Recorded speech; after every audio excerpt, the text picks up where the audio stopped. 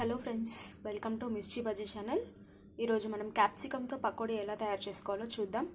దీనికి కావలసిన పదార్థాలు: క్యాప్సికమ్ పీసెస్, ఆనియన్ సన్నగా పొడుగ్గా తరుక్కున్నవి, శనగపిండి, గరం మసాలా, జీలకర్ర కొద్దిగా, అల్లం వెల్లుల్లి పేస్ట్ కొద్దిగా, రుచికి సరిపడా సాల్ట్, రుచికి సరిపడా కారం, ఆయిల్.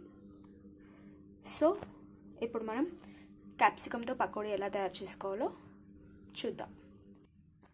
ముందుగా ఒక బౌల్ తీసుకొని అందులో కట్ చేసి పెట్టుకున్న క్యాప్సికమ్ పీసెస్ వేసుకొని, అలాగే కట్ చేసి పెట్టుకున్న ఆనియన్ పీసెస్ కూడా వేసుకొని,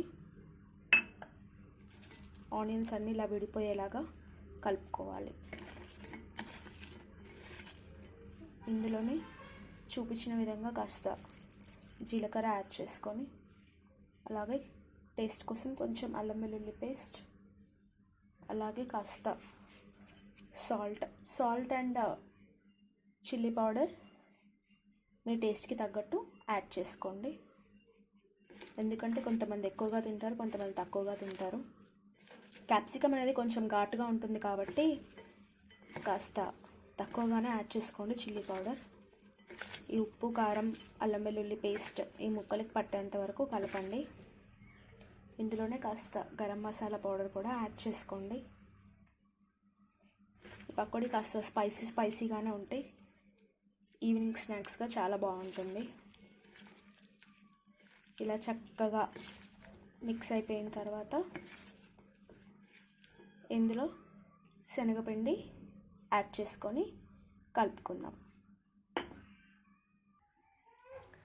ఇలా శనగపిండి వేసుకొని మిశ్రమాన్ని చక్కగా కలుపుకోవాలి.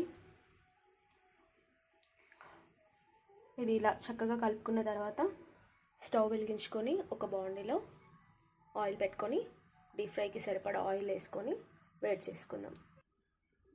ఆయిల్ చక్కగా వేడైపోయింది. ఇప్పుడు ముందుగా కలుపుకున్న మిశ్రమాన్ని పకోడీలాగా ఈ వేడి ఆయిల్లో వేసుకుందాం.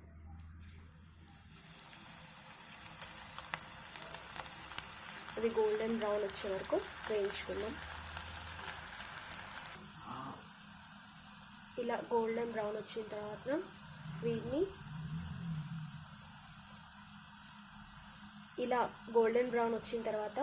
ఈ పకోడీలని టిష్యూ వేసుకున్న బౌల్లోకి తీసుకోవాలి. క్రిస్పీ క్యాప్సికమ్ పకోడీ రెడీ అయిపోయిందండి. చాలా త్వరగా ఈ రెసిపీ రెడీ చేసుకోవచ్చు. పిల్లలు స్కూల్ నుంచి రాగానే మనం చేసి పెట్టేయచ్చు. ఎప్పుడు ఆనియన్ పకోడీయే కాకుండా ఇలా వెరైటీగా స్నాక్స్ చేసి పెడితే పిల్లలు చాలా ఇష్టంగా తింటారు. చాలా త్వరగా కూడా ఈ రెసిపీ అయిపోతుంది. సో మీరు కూడా ఇంట్లో తయారు చేసుకొని ఈవినింగ్ స్నాక్గా ఎంజాయ్ చేయండి. అండ్ టేస్ట్ ఎలా ఉందో కమెంట్ బాక్స్లో కమెంట్ చేసేయండి. మిర్చి బజ్జీ ఛానల్ని సబ్స్క్రైబ్ చేయడం మాత్రం మర్చిపోకండి. మరో సరికొత్త వంటకంతో మళ్ళీ మీ ముందు ఉంటాను.